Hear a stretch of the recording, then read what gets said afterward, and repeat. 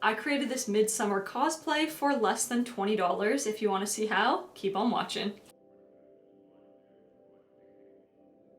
Let's start with the flower crown. So you're gonna need a base. This could be a headband or a piece of cardboard. Now I'm just gonna start to pluck all the little flowers off of the stem. You're gonna use a hot glue gun, attach them in pretty much any pattern you want. Put some leaves and some flowers as well. If you're not hunched over on the ground looking like a gremlin while you're doing this, are you really doing it right? So go ahead and just fill up all of the cardboard and it should end up looking something like this. I just punched a couple holes in the back and used some wire to tie it together, but you could also use string as well. Okay, let's get in with the makeup. First I'm gonna start with the brows, and I'm just gonna use some glue to stick them up. And then just put on my regular foundation and added some contour and some highlight.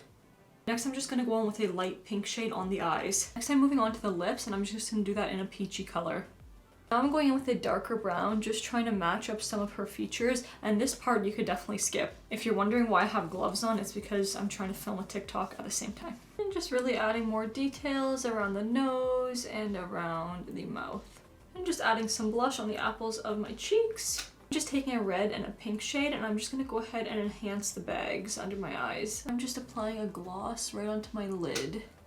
Just adding a little bit more gloss just to make the eyes look kind of watery, and a couple teardrops. Now time for the outfit. So I ended up hot gluing some flowers right along the collar of this dress. And now I'm just placing on that flower crown, and that is the completed look. You could add a little bit of blood on the side of the face. I ended up just finding some white flat shoes and some white stockings in my closet. And that is it. This is my final Danny Midsummer cosplay. I think this would be a great costume for Halloween. It's super simple, and I'll see you in the next one. Bye guys.